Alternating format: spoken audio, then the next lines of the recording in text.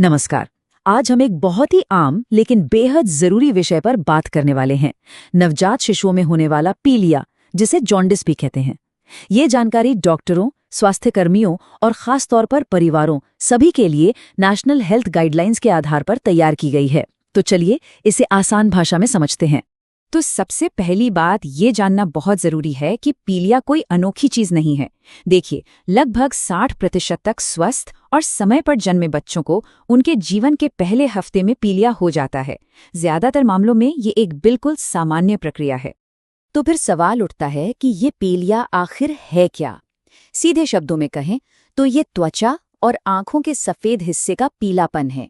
ऐसा इसलिए होता है क्योंकि खून में बिलीरुबिन नाम का एक पीला पदार्थ बढ़ जाता है। अब ये बिलीरुबिन आता कहाँ से है?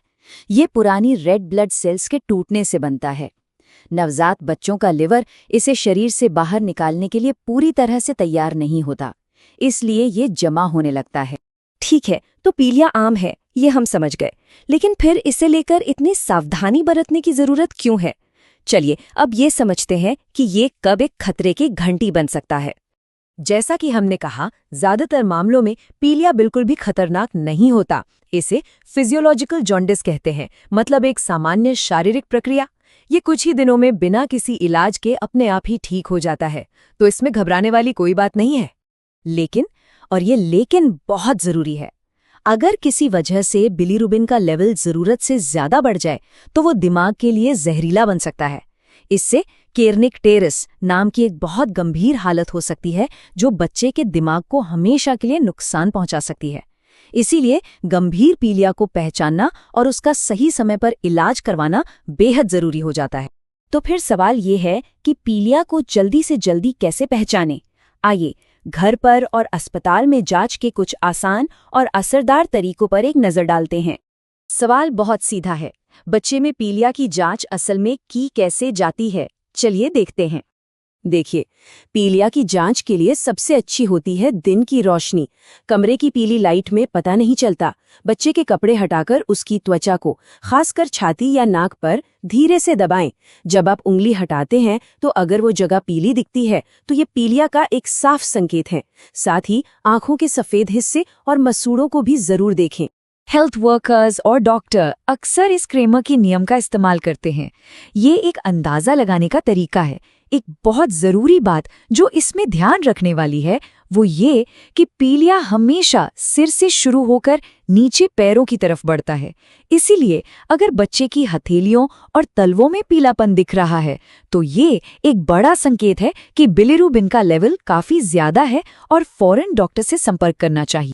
तो सबसे जरूरी काम है सामान्य और गंभीर पीलिया के फर्क को समझना। सामान्य पीलिया जन्म के 24 घंटों के बाद शुरू होता है और बच्चा खेलता कूदता है, एक्टिव रहता है।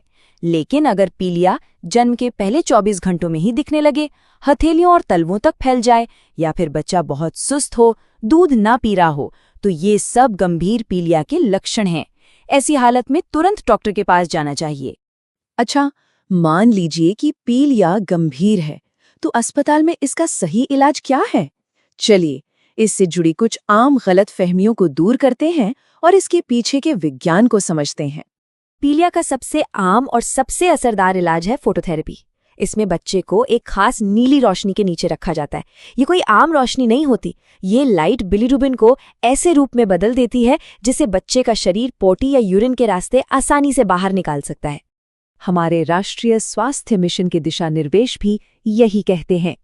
सही समय पर और सही तरीके से दी गई फोटोथेरेपी बढ़े हुए बिलीरुबिन के लेवल को कम करने में पूरी तरह से कारगर है। यह एक बिल्कुल सुरक्षित और आजमाया हुआ तरीका है। अब आते हैं एक बहुत बड़ी और खतरनाक गलतफहमी पर। कई लोग मानते हैं कि बच्चे को धूप में रखने से पीलिया ठीक हो जाता है। प्लीज इस बात को समझिए कि ये बिल्कुल सच नहीं है। सीधी धूप से बच्चे की नाजुक त्वचा जल सकती है, शरीर में पानी की कमी हो सकती है, लेकिन पीलिया का इलाज नहीं होता। तो ऐसा बिल्कुल ना करें। तो अब बात करते हैं बचाव की। गंभीर पीलिया से बचाव में माता-पिता और परिवार की क्या भूमिका है? क्योंकि रोकथाम हमेशा इलाज से बेहतर होती है ना? बचाव के लिए कुछ बहुत जरूरी कदम है।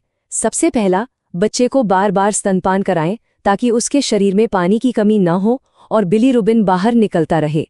दूसरा, अस्पताल से छुट्टी के बाद डॉक्टर से दोबारा जांच का अपॉइंटमेंट लेना कभी ना भूलें।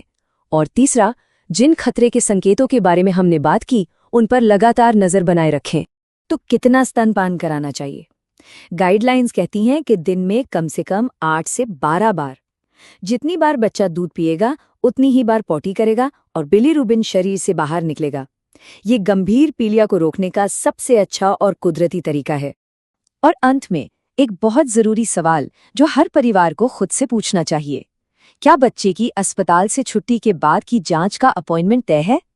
ये एक छोटा सा कदम बच्चे को गंभीर पीलिया के खतरों से बचाने में बहुत बड़ी भूमिका निभा सकता है। तो जागरूक रहें और सुरक्षित रहें।